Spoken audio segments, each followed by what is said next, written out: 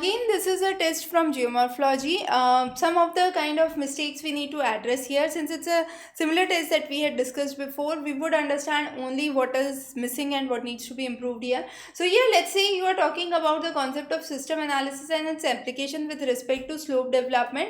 You have written morphological systems, cascading systems, and process response, but with just these diagrams, it does not make sense. You have to either explain the process or give some understanding. Similarly, with the time scale, decay equilibrium and graded time scale, it does not make sense. Explain why it is related to system analysis, whether it is morphological, cascading, or it is open or closed, or whatever classification you are taking into account.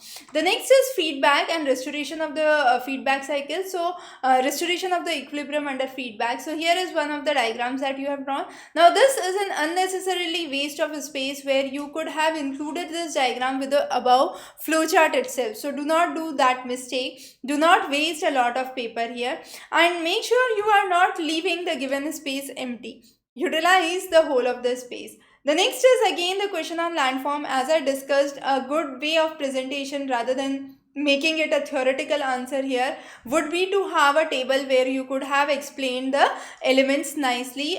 You could have mentioned the various orders, the examples of each order, the extent, the areal extent of each of the orders, and this would have made the answer much more systematic in nature.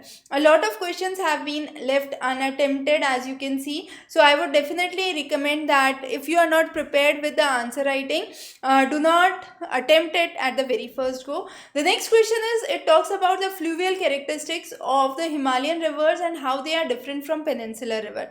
So you have to differentiate Himalayan river and peninsular river, not write the details of each of the river systems. So what have been done is the details of each of the river systems which are not asked. Okay. So this does not make sense. The next is the concept of integrated watershed management.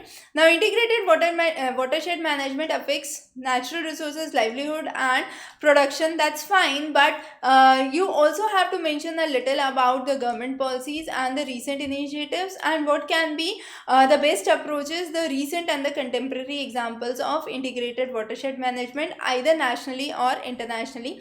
Cite down the examples. Under rip current and its vulnerability with respect to geography and analysis has not been mentioned. So it's not as per what is required in the question. The next is categories of landslide. Again, as I mentioned in the previous question, the categorization is not proper for this answer, and the difference is just drawing these diagrams does not make sense. You have to explain each of the terms into detail, and then only we can have a detailed understanding of these points. Okay. Then again, we have unattempted questions. The next is how sedimentary rocks play an important role in bearing the clue of the past. So that is a good way of explaining the answer as you have done below. But the thing is, the formation of sedimentary rocks and the general introduction is too long, which could have been significantly reduced, and the lot of space goes empty here. So make sure that does not happen. Again, under the glacial lake outburst, we have to understand the causes. The causes could be divided and subdivided, which is usually a good way of presentation. So divide and subdivide the cause and the effect, and that's one of the good ways of representing your answers, and actually have the content, because the content is too less. You can take examples of GLOF from Himalayan region, from regions globally, but mention those in detail.